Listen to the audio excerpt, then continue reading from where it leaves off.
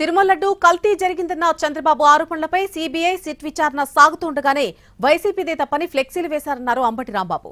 జంతువుల కొవ్వు కలవలేదని సీబీఐ చెప్పినా కలిసిందని కూటమి నేతలు అసత్య ప్రచారం చేస్తున్నారని మండిపడ్డారు. రాష్ట్రంలో తిరుమల లడ్డు సమస్య తప్ప ఇంకేమీ లేవా అని అంబటి ప్రశ్నించారు. జగన్ పై వైసీపీ నేతలపై బురద చల్లడమే చంద్రబాబు లక్ష్యమా అంటూ ఫైర్ అయ్యారు. లడ్డు కల్తీ అనే ఆరోపణ చంద్రబాబు నాయుడు గారు చేశారు. దాని మీద సుప్రీంకోర్టు ఆదేశించినటువంటి ఆదేశం మేరకు ఏర్పాటు చేయబడినటువంటి సిబిఐ కమిటీ ఒకటి దీని మీద విచారణ జరుపుతుంది. ఈ కూడా ఏంటి నా తగదు అదేగా ఫ్లెక్సీ కట్టారు. అక్కడ కరుణాకర్ రెడ్డి గారి బొమ్మ వేసి, సుబ్బారెడ్డి గారి బొమ్మ వేసి, జగన్మోహన్ రెడ్డి గారి బొమ్మ వేసి అసభ్యకరంగా రాసేటటువంటి ఎందుకు ఇది? ఈ సమాజంలో న్యాయస్థానాలు ఉన్నాయి, ఇన్వెస్టిగేషన్ డిపార్ట్మెంట్స్ ఉన్నాయి.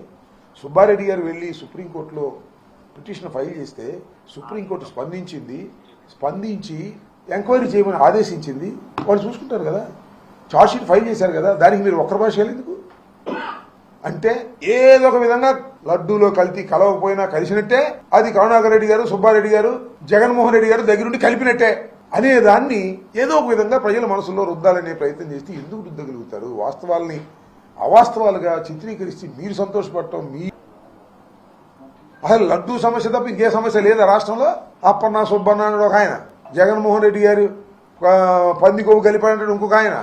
ఏంది నాకు అర్థం కాలేదు. దురదృష్టకరంగా భగవంతుణ్ణి అడ్డం పెట్టుకుని రాజకీయం చేసే దుర్మార్గమైన ఆలోచన నారా చంద్రబాబు నాయుడు గారు ఆలోచిస్తారు. ఇంతకుముందు చాలా మందిని చాలా అడ్డం పెట్టుకుని రాజకీయాలు చేశాడు. చివరికి సాక్షాత్తు కలియుగ దైవమైనటువంటి వెంకటేశ్వర స్వామిని అడ్డం పెట్టుకుని రాజకీయం చేయాలనుకున్నవాడు ఖచ్చితంగా వెంకటేశ్వర స్వామి గారి కోపాగ్నికి